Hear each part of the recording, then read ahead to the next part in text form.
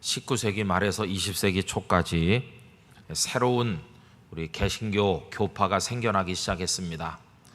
그 대표적인 교파는 우리가 흔히 순복음 교회라고 말하는 오순절 계통의 교회들입니다. 그래서 그분들은 몇 가지 기본 강령을 주장했는데, 첫째는 삼위일체 하나님이심을 믿고 성경이 오류가 없는 하나님의 말씀임을 믿고 예수 그리스도의 십자가와 부활의 역사를 통해서만 구원을 얻을 수 있음을 믿는 점에 있어서 기존의 다른 교단들과 별로 다를 바가 없었습니다. 그런데 이 오순절 계통의 교회들이 특별히 특징을 가지게 된 것은 다른 게 아니라 그분들이 성령의 역사를 굉장히 강조했다고 하는 것입니다. 그러면서 성령의 여러 가지 역사들 가운데서 그분들이 특별히 더 강조했던 것은 방언의 은사라고 하는 것이었습니다. 그래서 성령 받으면 당연히 방언하는 것이다, 이렇게 가르쳤습니다. 심지어는 극단적인 분들은 구원을 받았는지 받지 못했는지를 알 수 있는 근거가 방언을 할 수 있는지 없는지에 있다고까지 이야기했습니다.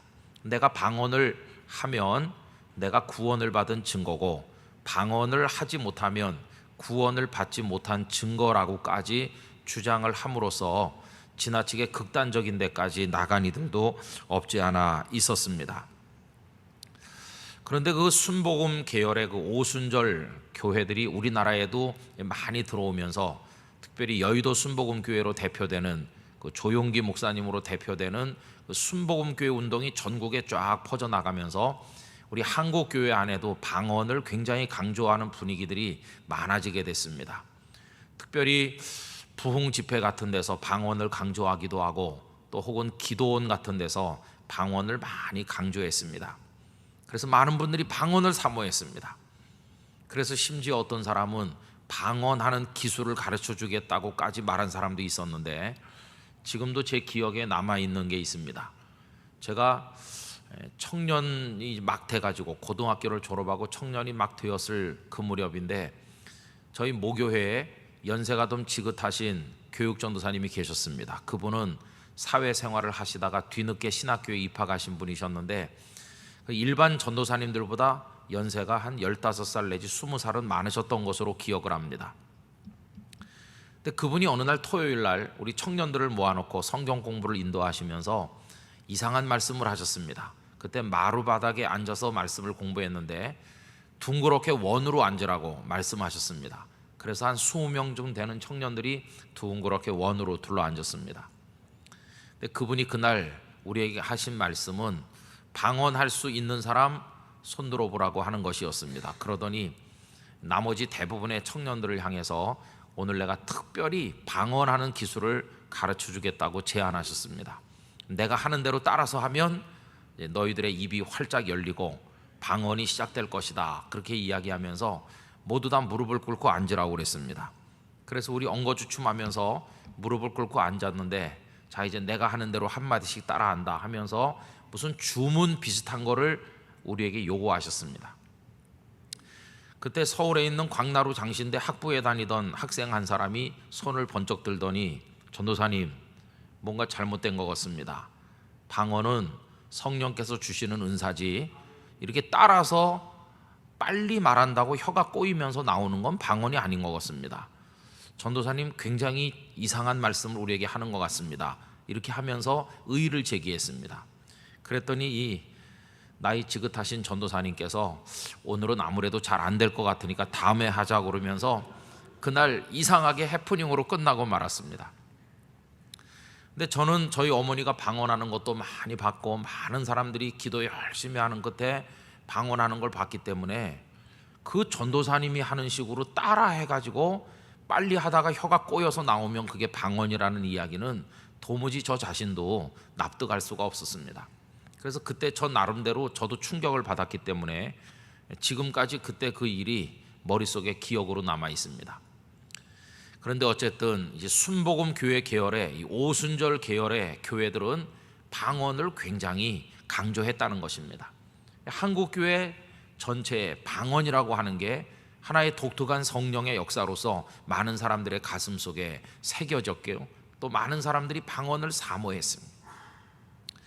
그러나 소위 전통교회, 말하면 대표적으로 우리 장로교단과 같은 이 전통적인 교회들은 방언 따위는 별로 대수롭지 않은 것처럼 생각했습니다. 오히려 극단적인 어떤 분들은 그 방언은 잘못된 거다 이렇게까지 또 표현하는 이가 있을 정도로 방언에 대해서 별로 중요하게 여기지 않았습니다. 한쪽에서는 방언을 못하면 구원도 못 받았다고 말하는가 하면, 한쪽에서는 방언 같은 것은 하나도 중요하지 않다고 얘기하는 이 극단이 한국 교회 안에 다 존재하게 됐다는 것입니다. 그럼 여러분, 이런 극단적인 견해가 동시에 존재하는 우리 상황 속에서 저에게 방언에 대해서 어떻게 생각하느냐고 물어보신다면, 저는 여러분들께서 방언을 하시는 게 좋다고 생각합니다. 왜냐하면 깊이 기도하다 보면 훈련을 통해서 되는 방언이 아니라 성령께서 내 입을 움직여 주실 때, 성령님과 교통할 때 이루어지는 방언이라고 하는 것은 우리에게 크나큰 축복이라고 생각합니다. 방언하는 사람들은 긴 시간을 기도해도 기도가 지루하지 아니하고, 성령님께 몰입해서 밤이 지나가는 줄 모르고 기도에 몰두할 수 있으니까 성령님과 깊은 교제 속에 있을 수 있기 때문에, 저는 우리 교우님들이 방언의 은총을 얻으셨으면 하는 마음이 늘 있습니다. 사모하고 간절히 기도함으로써 방언을 할 수 있는 교우들도 많아지게 되시기를 기원합니다. 그러나 그런 마음을 가지고 있지만, 그러나 염려되는 바도 많이 있습니다. 왜 그러냐 하면 그 방언을 절대시 하는 것은 잘못이기 때문에 그런 것입니다. 여러분, 방언은 나 개인을 위해서는 대단히 유용한 것입니다. 깊이 기도하고 성령님과 교제할 수 있기 때문에 좋은 것이긴 하지만, 그게 그렇게 큰 덕을 세우는 것은 아니라는 것입니다. 오히려 어떤 때는 공동체를 위해서는 이 방언이 방해거리가 될 때도 많이 있습니다.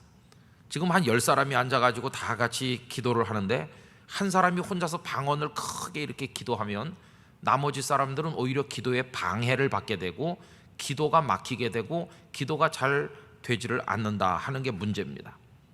그래서 여러분, 요즘 방언의 가장 큰 결정적인 문제는 뭐냐 하면 소통되지 않는다는 것입니다.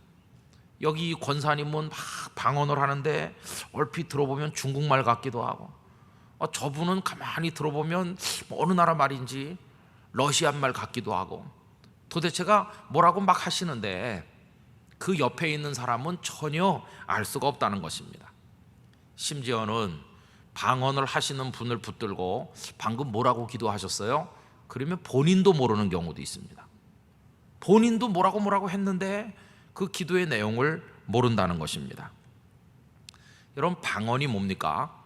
입으로, 이 혀와 입술을 가지고 내는 소리가 그 말 아니겠어요? 그럼 말이라고 하는 것의 가장 기본적인 기능이 뭡니까? 그거는 소통하는 겁니다.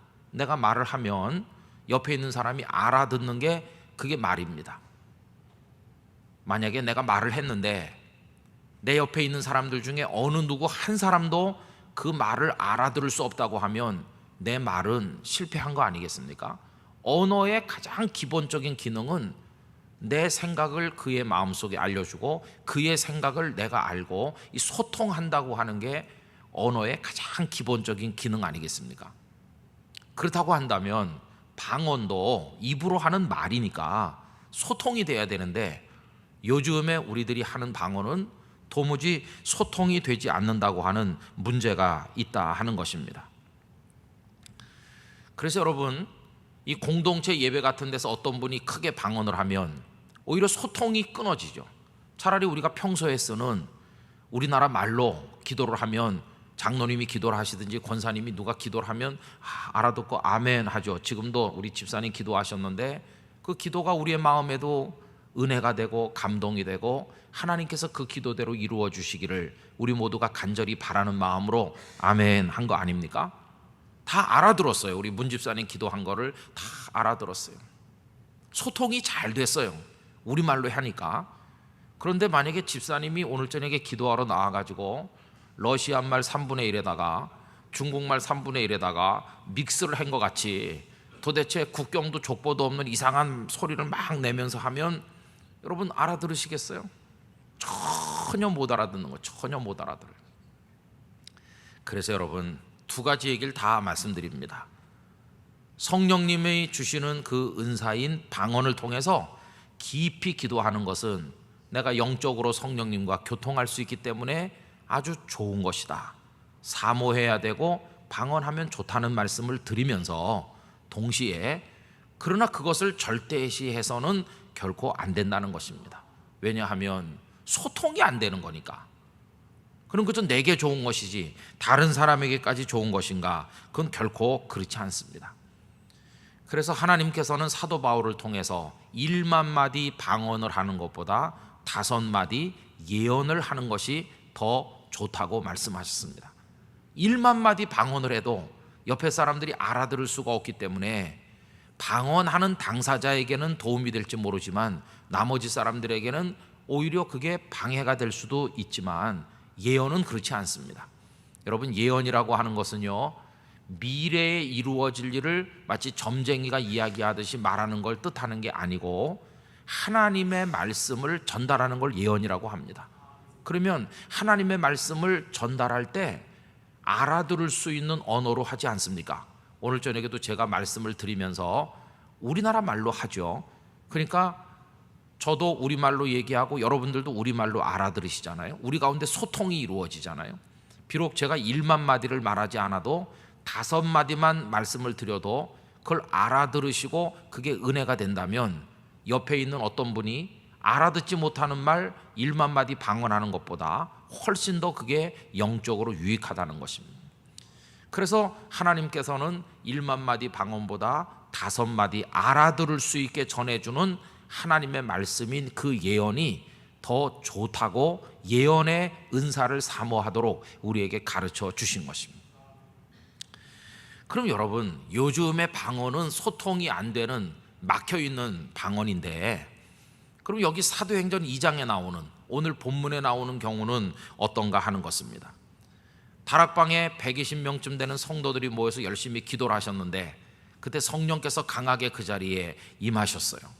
그래가지고 제일 먼저 나타난 현상 중에 하나가 뭐냐 하면 방언을 하기 시작했다 하는 것입니다. 여러분 오늘 본문 가운데서 4절 말씀을 보십시오. 그들이 다 성령의 충만함을 받고 그 다음에 나타난 첫 번째 현상이 뭡니까? 성령이 말하게 하심을 따라 다른 언어들로 말하기를 시작하니라 그렇게 말했죠. 여기 그 다른 언어들이라고 하는 게 그게 바로 방언을 말하는 것입니다. 그런데 오늘 여기 4절에 언급된 다른 언어들은 요즘의 방언과 무엇이 다르냐? 결정적으로 다른 게 소통 가능하다 하는 것입니다. 여러분 오늘 우리가 4절까지만 읽었습니다마는 그 밑에 5절부터 쭉 보면 8절까지 제가 유인물에 적어드렸죠. 다 같이 한번 읽어보실까요? 그때에 경건한 유대인들이 천하 각국으로부터 와서 예루살렘에 머물러 있더니 이 소리가 나매 큰 무리가 모여 각각 자기의 방언으로 제자들이 말하는 것을 듣고 소동하여 다 놀라 신기하게 여겨 이르되 보라 이 말하는 사람들이 다 갈릴리 사람이 아니냐 우리가 우리 각 사람이 난 곳 방언으로 듣게 되는 것이 어찌 됨이냐 이렇게 말하죠. 그때가 오순절입니다. 오순절이기 때문에 오순절은 이스라엘 사람들에게 3대 절기 중에 하나이므로 흩어져 살던 많은 유대인들이 예루살렘에 지금 모인 겁니다. 전에도 종종 말씀드린 것처럼 평상시 예루살렘 인구는 요세푸스의 기록에 의하면 한 8만 명쯤 됐다고 그러죠. 그런데 6월절이라든지 오순절 같은 절기가 되면 100만 명 이상 사람들이 모여들었다고 합니다. 그러니까 이때가 오순절이기 때문에 각 처에서 많은 사람들이 왔습니다. 도대체 어디서 사람들이 왔는지 2장 9절 이하에 보면 쭉 나와 있어요. 여러분 2장 9절부터 성경을 눈으로 한번 보십시오. 우리는 바데인과 메데인과 엘람인과 또 메소포타미아, 유대와 갑바도기아, 본도와 아시아, 부르기아와 밤빌리아, 애국가 및 구레네에 가까운 리비아 여러 지방에 사는 사람들과 로마로부터 온 나그네 곧 유대인과 유대교에 들어온 사람들과 그레데인과 아라비아인들이라 이렇게 나오죠. 여기 지금 언급되고 있는 이 지역들은요, 중앙아시아도 있고, 그 다음에 소아시아도 있고, 아프리카도 있고, 지중해 한가운데 있는 섬도 있고, 그리고 저 이탈리아 로마도 있고, 그러니까 지중해 전 세계를 지금 다 망라하고 있어요. 유대인들이 워낙 사방에 흩어져 살고 있었기 때문에 저 멀리 로마에서도, 그리고 아프리카에서도, 저 중앙아시아에서도 사방에서 지금 6월 오순절을 지키기 위해서 예루살렘에 유대인들이 모여드는 겁니다. 그럼 그 사람들은 베드로나 이런 분들이 말씀하는 것을 알아들을 수 있느냐? 알아들을 수가 없습니다. 아주 간단히 말하면 옛날에 한 100년, 200년 전에 우리나라를 떠나서 먼 나라에 가서 살던 사람의 후손들은 한국말을 알아듣지 못합니다. 한국말을 할 줄도 모릅니다. 그 조상들은 우리나라 말을 잘했지만 3대, 4대, 5대가 지나는 동안에 이 조국의 말을, 고국의 언어를 다 잃어버렸습니다. 그리고 거기 언어를 하는 것이죠. 여러분, 이번 토요일 날 저녁에 한 10명 정도 저 중앙아시아의 고려인들이 우리 교회 옵니다. 우리 교회 오셔서 토요일 밤, 주일 밤, 그리고 월요일 밤까지 우리 센터에서 주무실 것입니다. 그리고 오후 예배 시간에는 그 고려인들이 우리 교회 예배에 이제 참여하게 될 것입니다. 고려인들이 누군지 아시죠? 일제의 핍박을 피해서 또 그 이전부터 우리나라가 너무 가난하고 살기가 어려우니까 많은 분들이 저 간도 지방으로 올라갔습니다. 만주를 통해서 올라가기도 하고 러시아 쪽으로 많은 사람들이 올라갔어요. 그리고 거기서 피눈물 나는 고생을 하면서 정착을 했습니다. 우리나라 사람들이 부지런한 데다가 농사 짓는 기술이 뛰어났기 때문에 그 얼어붙은 동토에서도 농사를 잘 지어서 살만큼 자리를 잡았는데, 나중에 거기 스탈린의 소련이 들어오면서 그곳에 살던 우리 동포들을 강제로 화차에 실어가지고 저 중앙아시아 벌판에 가져다 버린 거 아닙니까? 맨몸으로. 그분들이 그 중앙아시아 쪽에 살면서 얼마나 많은 사람이 죽고 고생을 했는지, 이번에 목회자 횃불을 추진하는 그 모임에서 전 세계 퍼져 있는 한인 디아스포라들을 초청해서 집회를 엽니다. 그런데 이제 거기 초청받아 오신 중앙아시아의 고려인들이 이제 우리 교회에 한 10여 명 정도가 오시도록 돼 있어요. 그분들 우리나라 말 알아듣는 사람 한 사람도 없습니다. 그래서 통역이 한 사람 따라옵니다. 그분들이 배운 말은 러시아 말밖에 없습니다. 저 간도 쪽에 가서 배운 것도 러시아 말이고, 중앙아시아 쪽에 가서 살면서 사용했던 언어도 러시아 말이기 때문에 그 러시아 말을 잘 하시는 통역이 한 분 따라오신다고 그래요. 여러분, 그런 분들을 생각해 보시면 됩니다. 지금 여기 예루살렘에 오순절 명절을 지키기 위해서 유대인들이 오긴 왔지만 언어가 다 다른 것입니다. 그 본토에서 쓰는 그 당시 사람들이 베드로가 쓰고 야고보가 쓰고 요한이 사용하던 언어를 이 사람들은 알아들을 수가 없습니다. 그런데 그날 성령께서 임하신 다음에 얼마나 놀라운 역사가 나타났는지, 베드로 사도께서 나가셔서 말씀을 선포했을 때 방금 전에 읽은 대로 여러 사방에서 온 그들이 다 알아들었다는 것입니다. 로마에서 온 사람은 베드로가 설교하는 게 로마 사람들이 쓰는 말로 그 귀에 들린 겁니다. 저 그레데 섬에서 온 사람들은 베드로가 설교하시는 그 말이 자기 귀에는 자기들의 언어로 들린 겁니다. 그래서 거기 쓰여져 있는 모든 나라 사람들이 전부 다 자기 말로 알아들었어요. 베드로가 무슨 말을 하는지 다 이해를 했어요. 소통이 이루어졌다는 것입니다. 자, 그러니까 오늘 우리들이 하는 방언은 옆에 사람이 방언해도 그 옆에 사람이 못 알아듣지 않습니까? 소통이 안 되는 방언을 오늘 우리들은 하고 있는데, 여기 사도행전 2장의 이 방언은 다 알아듣고 무슨 뜻인지 알고 은혜를 받고 회개를 하고 변화되고 세례를 받고 하나님의 사람이 되게 하는, 영적으로 쫙 통하게 만드는 소통을 이루는 방언을 했다는 것을 알 수 있어요. 자, 그러면 이렇게 소통을 이루는 방언을 그 이후에도 계속해서 했느냐? 그건 아닙니다. 여러분, 이 방언은요, 그때만 있었던 방언이고, 그때 이후로 우리들이 하는 방언은 방언하는 나만 은혜 받고 나만 좋은 거지, 옆에 사람은 도저히 알아들을 수 없는 소통이 막혀버린 방언, 그걸 지금 우리가 하고 있는 것이죠. 그래서 저는 우리들이 이 두 가지 방언의 차이점이 무엇인가 하는 것을 근본적으로 이해해야 된다고 생각합니다. 자, 그러면 베드로나 야고보나 요한 같은 사도들과 거기 모여서 기도하던 분들이 방언을 하셨는데 그 방언은 다 알아듣게 만드는 소통을 가져오는 방언이었다. 그럼 어떻게 그런 방언이 이루어졌을까? 여러분, 그 이유는 그분들이 자신들의 지혜나 자신들의 생각을 따라 말했기 때문이 아니라 오늘 본문 말씀을 묵상하면서 설교 제목으로 삼은 그 주제처럼 성령이 말하게 하심을 따라 말했기 때문에 소통이 이루어진 것입니다. 성령이 말하게 하심을 따라. 여러분 4절을 다시 한번 보시면 이렇게 되어 있죠. 그들이 다 성령의 충만함을 받고 성령이 말하게 하심을 따라 다른 언어들로 말하기를 시작하였다. 베드로도 성령이 말하게 하심을 따라 말을 했습니다. 사도들이 다 그렇게 했습니다. 그러면 성령이 말하게 하심을 따라 말한다고 할 때 그게 무슨 뜻일까요? 이 다락방에 모여 기도할 때 나타난 현상이 거기 유인물에 적어드렸는데요, 불의 혀처럼 갈라지는 것들이 보였다, 그렇게 되어 있죠. 우리 성경엔 그렇게 되어 있습니다. 불의 혀처럼 갈라지는 것들이 그렇게 되어 있는데, 이거를 헬라어 성경 원문에 따라서 문자적으로 번역을 하면 어떻게 되느냐 하면 괄호 안에 있는 것과 같습니다. 불처럼 보이는 혀들이, 그런 뜻입니다.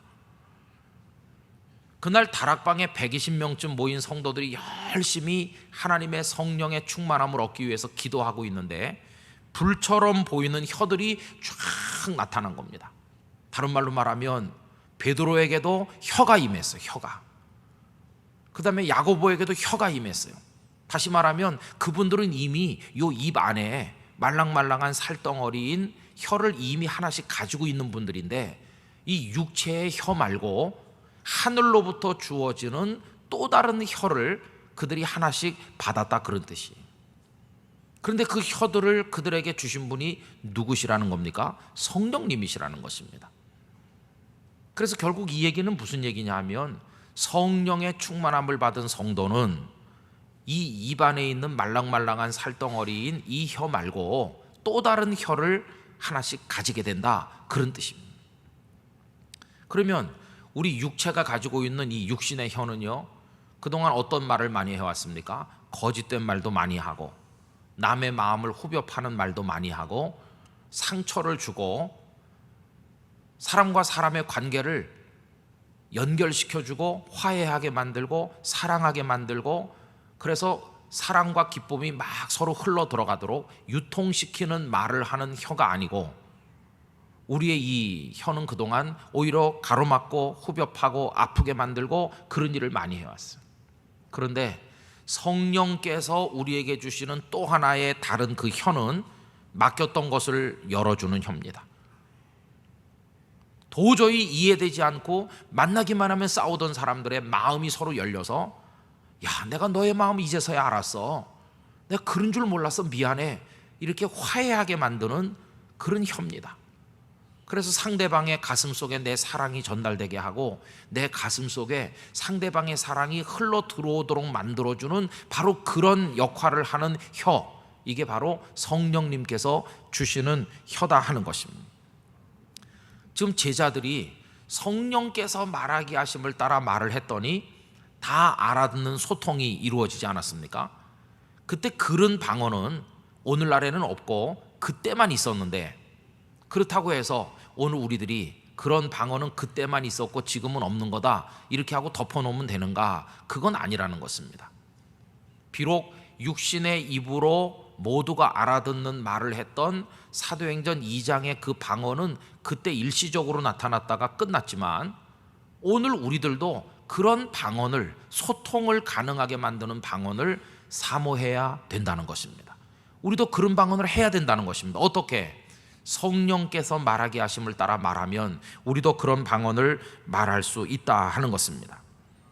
그래서 여러분, 성령에 충만한 사람은요, 말을 하기는 하는데 내 지혜를 따라, 내 판단을 따라 요 혓바닥으로 말하는 것이 아니라, 요 혀가 도구가 되기는 하지만, 그러나 진짜 무슨 혀로 말하느냐 하면 성령님이 주시는 혀로 말한다, 그 말이에요.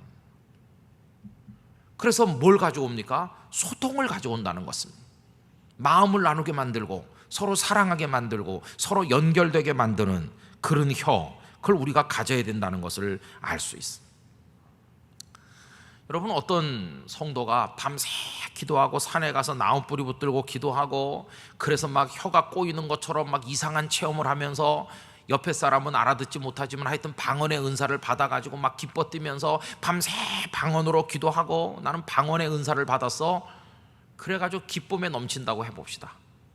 그래가지고 그 분이 집에 돌아왔어요. 그래가지고 남편하고 마주 앉아 대화를 해요. 그런데 남편과 아내가 꽉 막혀 있다면, 아내는 지금 은혜 충만하다고 그러면서 돌아와서 뭐라고 말하는데 남편은 도대체 아내가 못마땅하고 당신이 집구석을 왜 이렇게 만들어놨느냐, 남편이 그렇게 불호령을 하고, 그러면 그 아내는 당신은 내가 신앙생활 열심히 하는 게 뭐가 못마땅하냐 이렇게 싸우고, 그래서 이 부부 사이에 금이 가고 갈등이 깊어진다면 이 자매가 밤새 어디 가서 기도해가지고 받은 방언이 그게 좋은 것이겠는가 하는 것입니다. 여러분 한번 생각해 보세요. 기도 많이 하고 방언의 은사 받았는데 남편과 만날 대판 싸우는 그런 자매하고, 방언을 한마디도 못하지만 믿음 안에서 남편을 존중히 여기고 남편의 사랑을 받으며 행복하게 사는 자매하고, 두 사람 중에서 어떤 자매가 되고 싶습니까? 목사님, 나는 대판 매일 쌓아도 방언하고 싶어요. 그런 분 있습니까? 아니면 방언 한마디도 못해도 나는 남편을 사랑하고 남편 사랑받고 우리 부부 사이에는 눈으로 말해도 마음이 다 통하고 우리 부부는 하나님을 더 사랑하면서 정말 하나님 기뻐하시는 일을 하면서 그렇게 살고 싶은 어떤 하나됨, 일치를 이루고 있습니다. 그렇게 하는 자매하고 누가 진짜일까요? 누가 성령에 충만한 사람일까요? 이 사도행전 2장을 잘못 읽으면 성령이 임하시니까 방언했다, 그러니까 우리도 방언해야 된다, 이렇게 하고 끝나기 쉽습니다. 그러나 사도행전 2장식의 베드로가 하셨던 방언은 오늘 우리에게는 없습니다. 그런 방언은 그 이후에 이루어진 적이 없습니다. 오늘 우리가 말하는 방언은 여기 말하는 방언과 달라요. 소통이 안 되는 방언을 지금 우리는 하고 있다는 것이. 그러면 소통도 되지 않는 방언만 우리가 한다고 그러면 그게 다 성령 충만한 것이니까 그걸로 된 겁니까? 아닙니다. 하나님께서 원하시는 것은 소통 안 되는 방언을 열심히 해라, 그걸 말씀하는 게 아닙니다. 너희는 성령 안에서 사랑해라, 하나가 되라, 내 뜻 안에서 하나가 되라, 그게 하나님의 뜻입니다. 여러분, 다투는 교회가 있는데 맨날 모이면 성도들이 싸우고 교회가 갈등이 깊고 그래가지고 서로 분쟁이 심해요.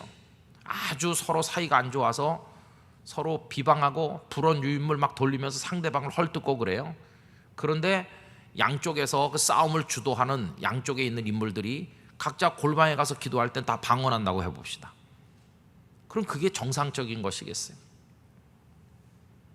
방언을 한마디도 못해도 예배당 마당에만 들어와도 감사하고 행복하고, 다른 성도를 보면 사랑스러운 마음이 들어서 손을 마주잡고 집사님 잘 있었어요? 이렇게 하고 같이 백지장이라도 맞들면서 주님의 일을 함께 하면서 화목한 교회를 이루는 게 그게 진짜 방언 아니겠어요?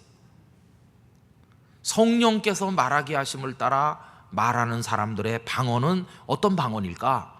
옆에 사람 알아듣지도 못하는 그걸 말하는 것일까? 아닙니다. 우리 모두 사이에 거룩한 소통이 일어나서 하나님의 뜻을 이루며 하나님의 영광을 위해 나가도록 만드는 바로 그 삶을 통한 방언, 사랑이 오고 가게 만드는 그 방언, 그게 진짜 성령께서 우리에게 주시는 방언이라는 것을 알아야만 할 것입니다. 그럼 여러분, 결국 성령이 말하게 하심을 따라 말한다는 것은 상대방을 품어주는 것이고 사랑하는 것이고 하나 되는 것이고 일치하는 것이고 그런 거 아니겠어요? 조화를 이루는 것이고. 그리고 왜 그런가? 성령님께서 우리에게 주시는 여러 가지 은사들이 고린도전서 12장 13장 쭉 나오고 있는데, 거기 보면 신유의 은사도 있고 지식의 말씀의 은사, 지혜의 말씀의 은사, 영을 분별하는 은사, 뭐 병을 고치는 신유의 은사 등등 쭉 있는데, 그 모든 은사들 중에서 으뜸 가는 은사를 뭐라고 말씀하고 있습니까? 사랑의 은사라고 말씀하고 있어요. 성령께서 우리 안에 이룩하시는 가장 위대한 역사가 뭐냐? 그게 바로 사랑인 거예요. 사랑.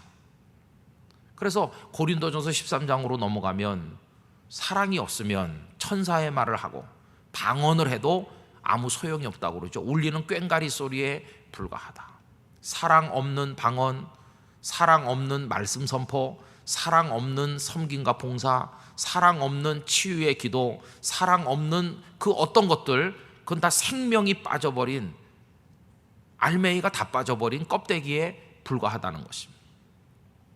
그러므로 모든 기독교적 행위, 성도들이 하나님 앞에 살아가면서 하는 모든 것 속에는 사랑이 반드시 들어있어야 되는 것이죠. 우리가 드리는 예배 속에 하나님을 향한 사랑이 있어야 될 줄로 믿습니다. 늘 드리는 말씀이지만 우리 화요급식에서 밥 한 그릇을 퍼주는 그 손길 속에 그 밥을 받아 잡수시는 분에 대한 사랑이 반드시 들어있어야 되는 것입니다. 우리가 예물을 바치고 누구를 위해 봉사하는 모든 것 속에 다 사랑이 들어있을 때 그게 바로 성령께서 하시는 것입니다. 사랑으로 받고 사랑으로 나누고 하면 그게 소통을 이룩하는 것입니다. 그래서 서로 마음과 마음이 연결되지 않았던 이들이 성령의 인도하심 가운데서 사랑하는 마음을 가지고 손을 마주 잡으면 비로소 소통이 이루어질 때, 집사님 미안했어요 이렇게 하면서 손을 꼭 잡을 때 그 손 잡는 그 행위가, 그 두 손이 그게 방언이 되는 것이 방언. 방언은 꼭 입으로만 하는 게 아닙니다. 방언은 눈빛으로도 할 수 있어요. 방언은 두 손으로 할 수도 있어요. 방언은 내 주머니에 있는 돈 몇 푼이 방언의 역할을 할 수도 있어요. 내가 그걸 건네드림으로써 그분과 나 사이에 사랑의 소통이 이루어진다면 그 내 주머니에서 그분의 주머니로 옮겨간 그 돈 몇 푼이 그게 놀라운 방언이 되는 것입니다. 결국 성령께서 우리에게 가르쳐 주시는 방언은 어떤 방언이냐면 다 토막토막 끊어져 있고 막혀 있고 닫혀 있는 우리들의 마음을 열고 연결시키고 이렇게 해가지고 우리 안에 거룩한 하나됨이 이루어지도록 하시는 거, 그게 바로 성령께서 우리를 통해 이루고자 하시는 거룩한 방언이라는 사실을 기억해야만 될 것입니다. 우리 한국 교회가 잘 못하는 게 이겁니다. 산기도 가서 기도하는 사람도 있고 밤새 예배당에 나와서 방언의 기도를 하는 분도 있습니다. 그런데 그런 분들은 많이 있는 것 같은데 진정한 소통과 사랑이 교회 안에 존재하지 않는 게 그게 우리들의 문제인 것입니다. 여러분, 삶을 통한 소통을 가져오는 진정한 방언을 할 수 있도록 하나님의 성령을 통해서 사랑의 은사를 얻게 되시기를 진심으로 기원합니다. 그게 진짜인 것입니다.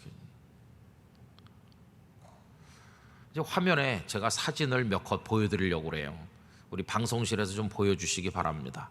여러분 가만히 좀 보고 계세요. 앞에 한 남자가 있죠. 그리고 뒤에 한 자매가 이렇게 있습니다. 그 앞에 있는 형제는 조영찬 씨라고 하는 분이십니다. 나이가 올해 43살 됐어요. 그 뒤에 있는 팔을 이렇게 벌리고 있는 자매는 나이가 조금 많아요. 8살 더 많아요. 김순호라고 하는 이 두 사람이 부부입니다. 굉장히 행복해 보이는 얼굴이죠. 그런데 여러분들이 눈치를 채셨는지 모르지만 저 형제님은 보지도 못하고 말하지도 못합니다. 저분은 볼 수도 없어요. 말할 수도 없어요. 그래서 아내의 얼굴을 단 한 번도 본 적도 없어요. 그런데 그분이 말하기를 내 아내는 너무너무 미인입니다. 그렇게 말해요. 보지도 못했는데. 그럼 저 형제가 아내의 얼굴을 한 번도 본 적도 없는데 어떻게 아내를 미인이라고 말합니까? 이 눈으로 보지 못하는데 뭘로 봤을까요?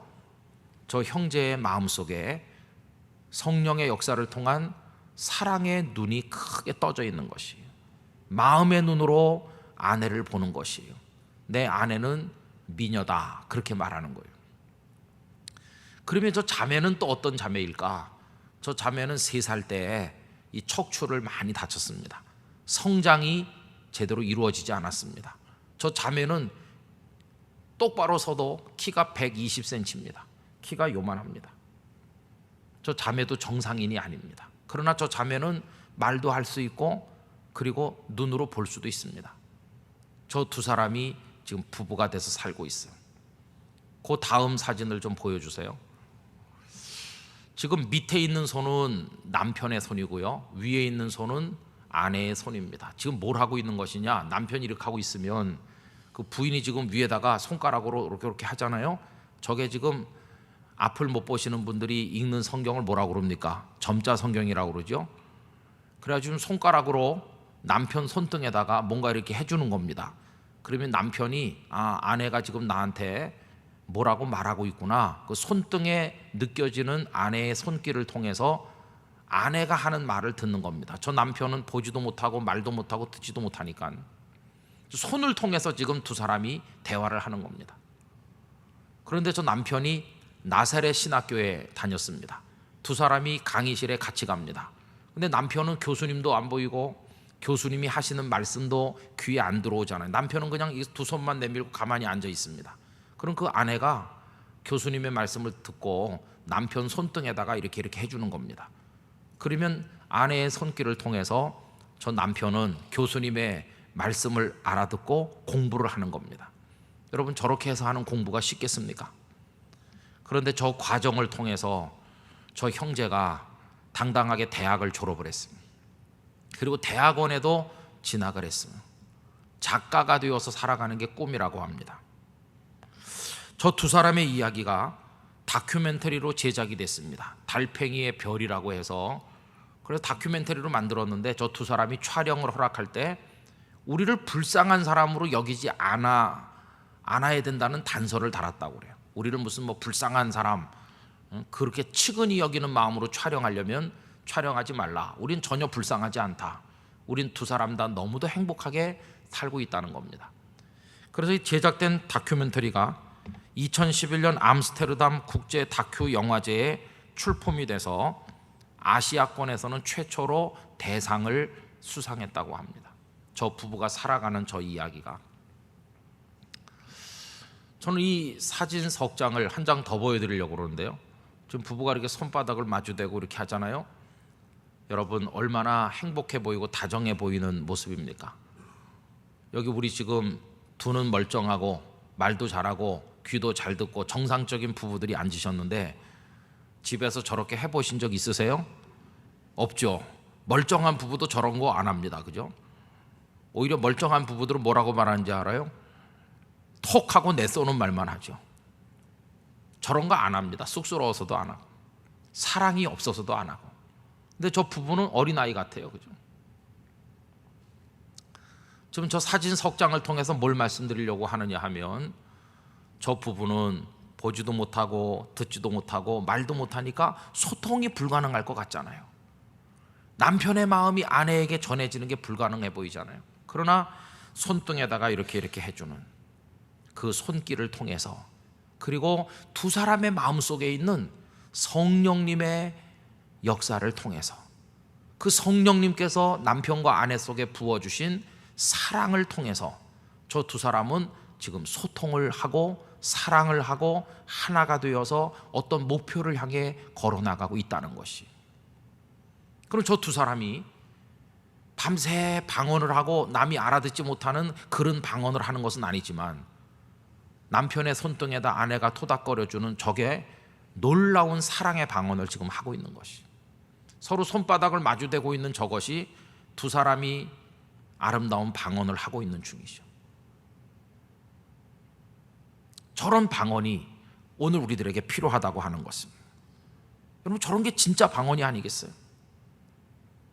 오늘 우리들은 은사주의자가 돼서 은사만 받으면 된다고 많이 강조해 왔어요. 그래서 어떤 분들은 손을 얹어서 병든 자를 위해 기도하는 신유의 은사를 사모했습니다.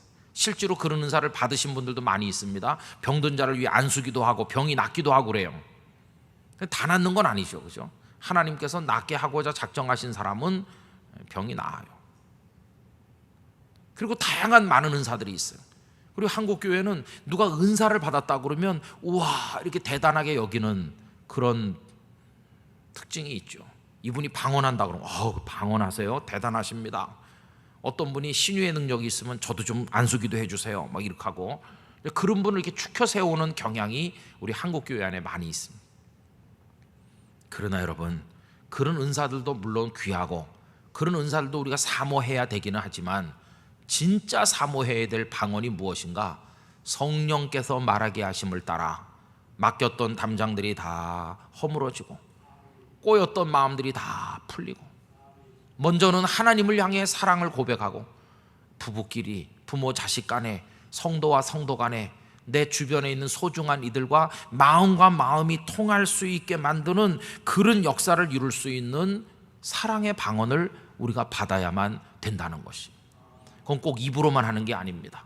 저 부부가 손가락으로 하듯이 어떤 때는 내 주머니에 있는 걸 건네주며 작은 선물, 어떤 때 함께 마주 앉아 나누는 한 잔의 찻잔도, 그 차 한 잔 나누는 것도 멋진 방언이 될 수 있어요. 그래서 서로의 마음속에 우리는 하나님의 자녀고 이 험난한 세상에서 서로 사랑하면서 하나 되어 살아간다고 하는 감동을 나눌 수 있다면 이미 다 훌륭한 방언을 하고 있는 것이. 근데 그런 방언을 하기 위한 하나의 조건이 무엇인가? 그것은 성령이 말하게 하심을 따라 해야만 된다는 조건이 있는 것이. 여러분, 성령께서 말하게 하심을 따라 하지 않는다면 뭘 따라 하겠어요? 내 생각 따라 하겠죠. 내 육정을 따라서 하겠죠. 내 육정을 따라서 내뱉는 말, 내 육정을 따라서 하는 행동과 몸짓, 그거는 일치와 사랑의 소통을 가져오지 못합니다. 왜냐하면 내 생각은 욕망으로 가득 차 있으니까.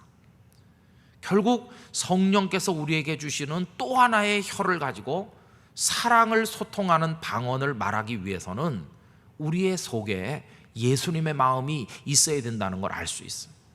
여러분, 그 마태복음에 보면 예수님께서 하신 말씀이 나옵니다. 마태복음 15장 17절 말씀부터 쭉 읽어보면 이렇습니다. 입에서부터 좋은 말이 나오려면 마음에 선한 것이 있어야 된다고 하는 것인데요, 제가 한번 읽어보겠습니다. 입으로 들어가는 모든 것은 배로 들어가서 뒤로 내버려지는 줄 알지 못하느냐. 입에서 나오는 것들은 마음에서 나오나니 이것이야말로 사람을 더럽게 하느니라. 입으로 나오는 건 마음으로부터 나오는 거예요. 입에서 아름다운 게 나오려면 마음에 아름다운 것이 있어야 돼요. 그런데 사람들의 문제가 뭡니까? 마음에서 나오는 것은 악한 생각과 살인과 간음과 음란과 도둑질과 거짓 증언과 비방이니 이런 것들이 사람을 더럽게 하는 것이요. 그렇게 말했습니다.